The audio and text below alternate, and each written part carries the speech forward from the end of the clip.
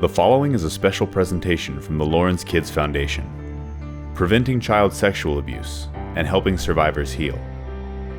This program has been made possible with the generous support of Ashbrit, a national leader in emergency management, logistics, and disaster response services.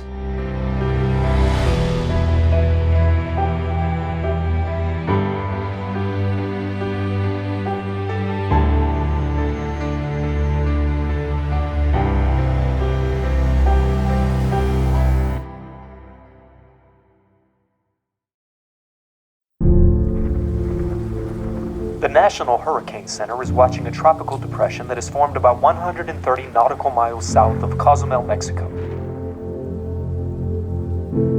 Michael is now a major hurricane headed on a northeasterly path through the warm waters of the Gulf of Mexico.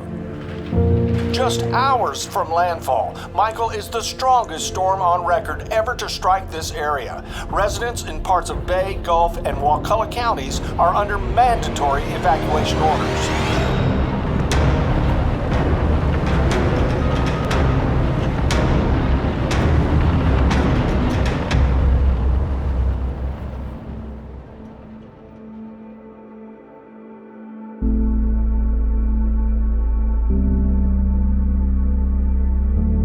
Mother Nature can create powerful, life-changing events. Unfortunately, so does sexual violence. The moment you become a victim of sexual assault, you're never the same. You think in terms of before the abuse and after. Thankfully, victims can find hope and healing through their local advocacy centers. These centers provide life-saving care for survivors and their families. In October of 2018, Hurricane Michael ravaged Panama City. Children who were abused and seeking a path to healing are now also reeling from the aftermath of a devastating natural disaster. The Gulf Coast Children's Advocacy Center and its facilities once offered safe spaces, a reprieve from trauma, offering hope and healing. After the destruction brought by Hurricane Michael, brave young survivors have had to attend life-saving therapy sessions in fast food parking lots. What was formerly an inviting, safe space has become unfamiliar and intimidating. I knew there was a storm coming. I didn't realize, I don't think any of us realized. I was just making phone calls and I got a call that said, you guys, you need to secure your building and everybody's leaving, and I didn't understand why. And I said, well, okay, well, let me just finish calling. I have to call some clients to confirm some appointments for Thursday. That was still my mentality for the day after the storm. I figured everything was gonna be okay, and it wasn't. It looked like a disaster zone, like a war zone. I mean, it was just absolutely insane, the difference from just hours before to after it had completely passed through finally. No one knew how big it was until it was too late for people to leave. And so many families didn't leave because it wasn't supposed to be what it became. I talked to an assistant principal who's also a guardian ad litem, and he said that he reached out and found the little boy that he is a guardian ad litem for, and the little boy said, yeah, my uncle died during the storm. We just had to pull his body in the yard and cover him in a sheet, and it was several days before they could get it. I mean, there's just things like that I just never expected. In the United States of America, after a crisis, we would, one, not be able to communicate with each other, and two, that several days after a storm, we wouldn't know who was alive or dead or missing, or, you know, the basic things are out the door and people really are just surviving. We couldn't get in touch with anyone. Phones communication wasn't working. We couldn't reach anybody. It's terrifying, particularly when it's people that you've built these incredible bonds with and that you are vested in their journeys in life. And so we were really very, very worried. Once we did get in touch with Tasha, Lindsay, Lori, some of the survivors, we learned that things were really, really bad. Survivors that were doing great weren't doing great. And everyone was just trying to get to the next day or the next minute or the next moment, protecting these children who have already lived through tremendous amounts of trauma. a lot of the kids that were seeing us that had already graduated have reopened with our therapy team because a lot of their symptoms have resurfaced again. They've been triggered by this new traumatic experience of living through that storm, the walls breathing, roofs tearing off, the noises, just waiting for a tree to crash onto them. And because of that, a lot of them started having nightmares again about their sexual assault or the sexual abuse they experienced or the homicide that they witnessed. The needs that they had before, their mental health needs and feeling safe, that was all ripped from them. So on top of not feeling safe internally, now there was that extra layer. There was no power, there was no water, they didn't have access to the necessities. So everything changed in that moment and added an extra layer of trauma on top of children and families that had already experienced trauma. I was raped when I was 14 by 3 men, and I did tell, but in the 60s, the environment was not positive for rape victims. I was basically told to go back to school and pretend like it never happened. So for 54 years, I did that. I did get counseling in between, but it was never the right kind. And then I started to self-harm, and I felt like I wanted to die.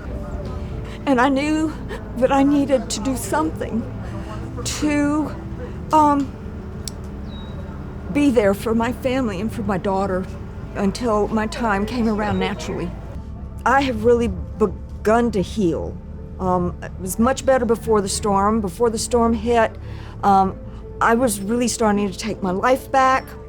And then after the storm, when I went out into the chaos, my life kind of turned upside down again.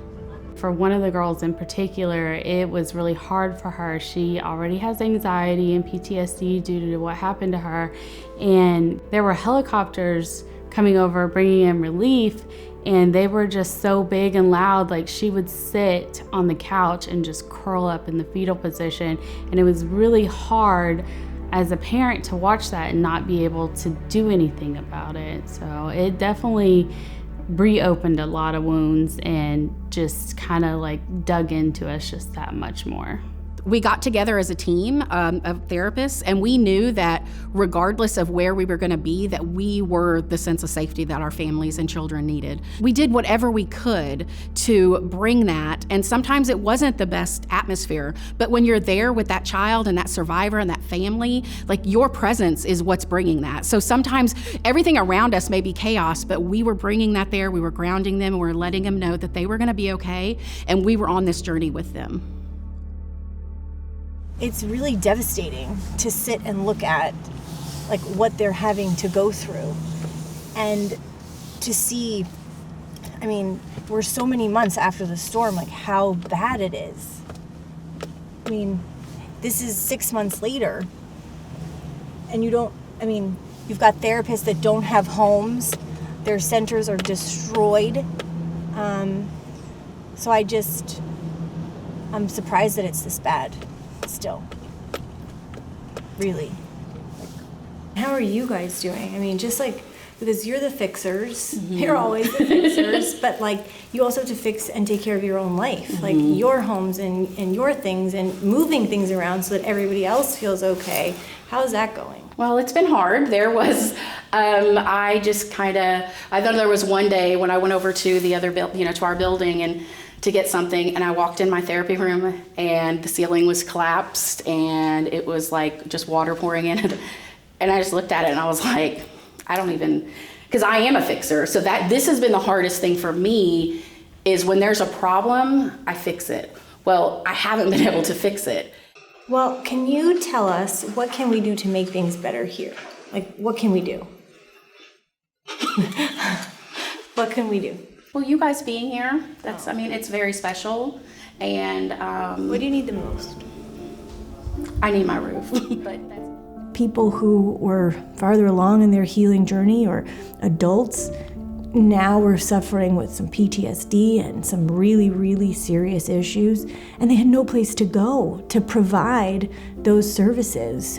They were doing therapy in parking lots of the McDonald's. They were doing things that they could, which thank God that you had the dedicated therapists and people in the community to try to help pull things together. But I mean, you talk about like trees down, homes decimated, like a train had gone through the place. So it was bad, and they needed us, and it was bad. So Pam sits there, and then like this is like the traveling office's therapist come, and then like our 4 main therapists are in here, and they love it because they're all together. And 1 in 3 girls and 1 in 5 boys will be sexually abused before their 18th birthdays. But who are these people who are preying on our children? When we come back, the answer may surprise you. I'm Brittany Castillo, Chief Executive Officer at Ashbridge. What started more than 30 years ago as Grasshopper Lawn Care Service has grown into the nation's largest emergency management logistics company. We have conducted over 400 disaster response missions, serving more than 600 communities. At Ashbridge, we take special pride in leading emergency management response, but we are so much more. We help restore and rebuild the things that make communities whole. It's happening in every country. It's happening in every state. It's happening in your city. It's happening to someone you know, maybe even someone you love. 1 in 3 girls and 1 in 5 boys will be sexually abused before they're 18. If you suspect something, call 1-800-4-A-CHILD. It's okay to tell.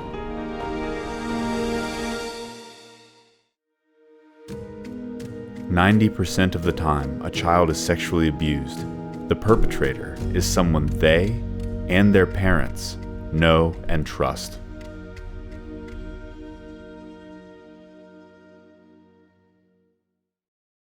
I am 18 years old. I was abused by my stepdad. I never told. I am 46 years old and was abused by my father. Years later, my daughter was 2. At age 12, my son was abused by a police officer. I'm 63 years old. I was abused by my step-grandfather, and it took me 50 years to tell. I am 18 years old, and my sister and I were abused by our stepdad. I am 43 years old, and I was abused by my biological father. I never told. I am 36 years old, and I was abused by my family's live-in nanny, who was like a parent to me. For years, I lived in the shadows of this secret, ashamed, embarrassed, and afraid. And while I felt alone in this experience, I was not. So I decided to shine light in some very dark places. Armed with the knowledge that 95% of child sexual abuse is preventable through education and awareness, we got to work. Yesterday, the Gainesville Police Department got a phone call from a mom whose little girl disclosed that she was being abused. She told me that Lauren read her a book, and Lauren told her it was okay to tell, and that she knew she had to tell her mom next time something happened. And she did that yesterday, and you really saved her life. As a survivor myself, I never really knew that there was any kind of programs or get-together or even awareness being raised for what happens and the abuse that happens to children. So whenever I was able to start being involved in the walk with Lauren and the therapy center, it was just very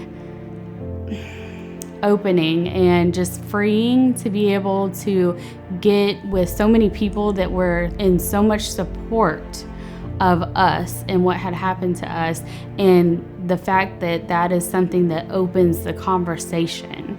It is an incredible thing to see someone come in that is so broken and so hopeless and be able to see them at Lauren's Walk or other CAC events or coming into the center and volunteering and breathing life into the next person that is coming in that was at the first step where they are now many miles down the road. It's really incredible to see. It's no secret that Panama City and the Child Advocacy Center here has a very, very special place in my heart. they don't let anything stop them. I think back to one year on the walk where we had predators and offenders like protesting the walk. And my greatest fear in life is that we've done something to create an unsafe situation for these kids. And so we were like, no, you guys can't come to Tallahassee. And it was Panama City kids, like, it's probably not a safe option, but every year they had come.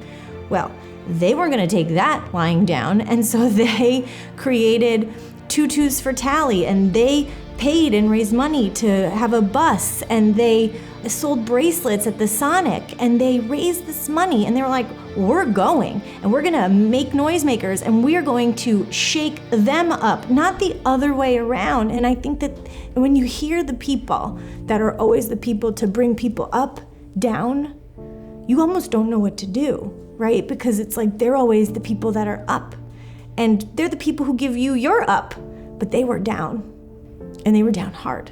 And so we knew that we had to do it, and we had to do it big, because they had been the ups for so many, and they've done it so many times, right? Like, we needed to be able to give them the up. We certainly have an obligation as society to put resources in place for those who otherwise can't fend for themselves and will never be whole if we don't invest in those things.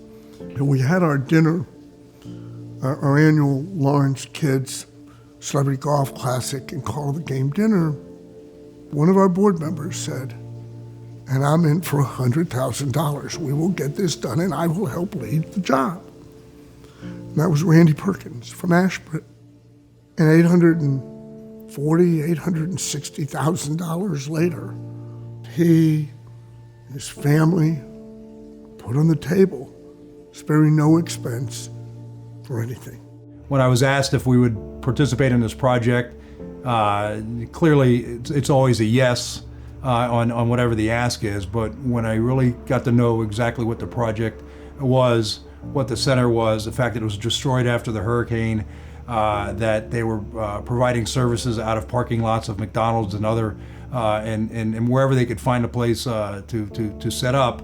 I mean, for me, it was not yes, but how quick can we get this process moving to get this center back open? And we're already prepared to come. We're going to start doing some things tomorrow, walking the building, laser measuring it, and this process is literally started right now.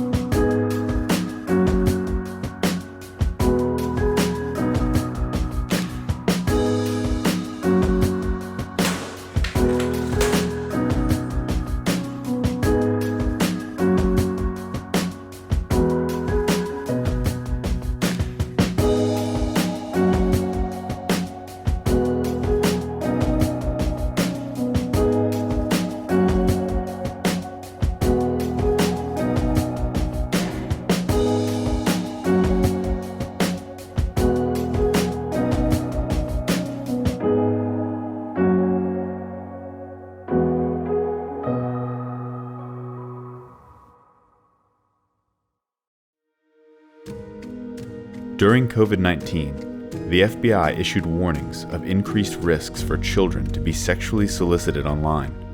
When we come back, we'll find out why.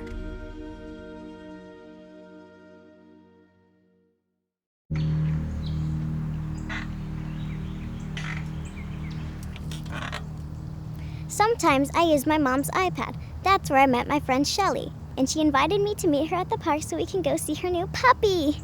She said we'll be back before my mom even knows we're gone. That's right. Your mom will never know. I just love puppies. When we get to your house, we can feed your puppy and pet him and snuggle him, right? Mm-hmm. And I asked my friends Toya and Billy to come too. Okay, let's go. Remember, I have to be back soon or my mom might get mad.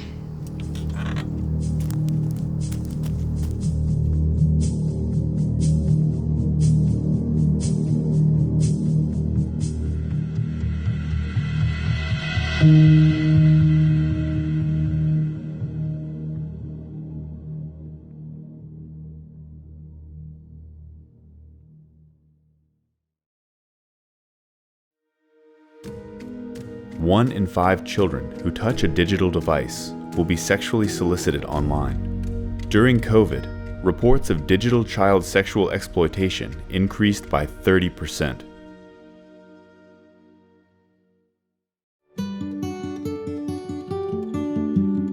Today is a very special day. It's sunshine after the storm. It's that new beginning. So it's that journey home to a better place. And within our community and our children and our families that we're serving, that gives us that bright spot. And to know that, yes, there is hope and healing even after the storm. We're able to bring that and go home. It has been a very long journey home with lots of heartache and lots of tribulation and trying times, but it has been worth it, and we have been patient, and we deserve this. It's a very difficult place for children to have to come to begin with, and it needs to be their soft place to land, and it needs to feel like a place that is for them and that is just full of love and hope that they can trust. I think about, too, bringing my own kids home and like the life and the world that you want to create for them has a deep-seated piece of this for me as well, because you cannot become like a whole person if you don't have that sense of anchor, of peace, of strength, of growth and development. It was really important for us to be able to give the therapists here a way to provide that to some of these kids who don't have it. And I think that for me, this is a community that has given me so much. They've given me a different perspective on what it means to be a thriving survivor. They've given me perspective that I never ever thought that I would have about the things that happened to me. And they don't even know it, right? Like they don't know that they've just given me a different view on so much that to be able to give them something back was important for me. All of these are therapy rooms. So you've got 1, 2, 3, 4 down this hall. Again, all of these are our pocket doors and pocket offices. It's very exciting. And then down here we have our Affirmation Station. Stop it! So if somebody needs like an extra little love or whatever, you have extra magnets. And they're fun and wonderful. They're very cute. I wanted to make sure that kids felt, that adults felt, that people felt welcome, invited, wanting to come, wanting to go and, go see the people that are helping them on this path. Where kids get to come to go see their friends, or if they're going to court down the street, to face their abuser for the last time or the first time in court, that there's a place that they can go before that feels safe and that they can come back to and feel triumphant, that there was this place that was bright and wonderful and welcoming. I felt that was important to do.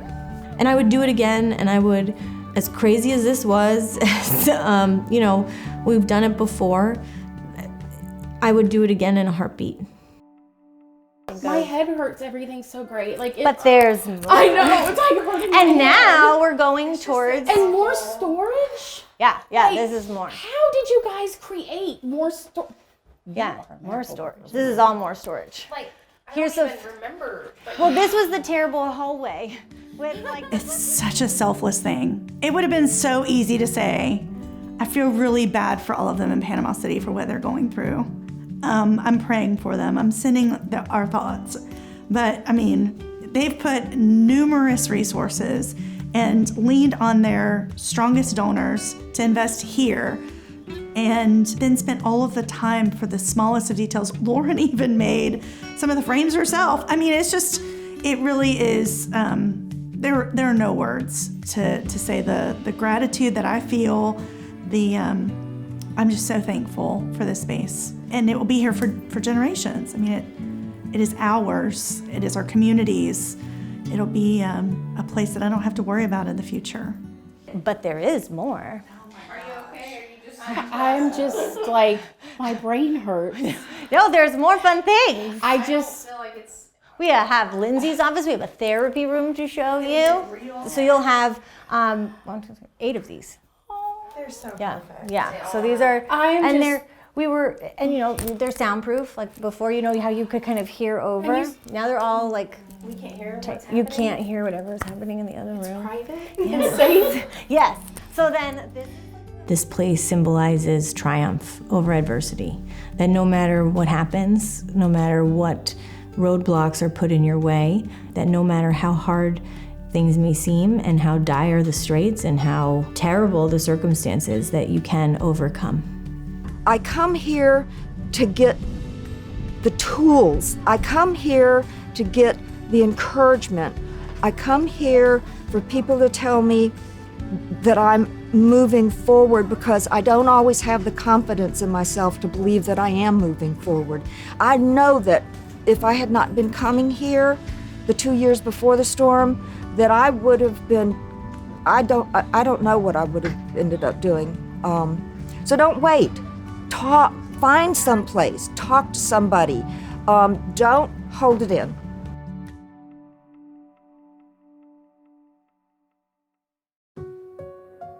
What's done in darkness will always be brought to light. And that's what this place is all about, shining light into the darkness. For me, rebuilding the center was about much more than simply providing a physical space for healing. It was about showing young survivors that strength and resilience can be found even after the darkest of storms. And that whether you're facing a powerful natural disaster or the storm of sexual abuse and trauma, there is always hope for healing and recovery. With help from people who love you, you can come out on the other side even stronger than before. No matter what challenges may lie in front of you or behind you, there will always be a path and people to help guide you on your journey home.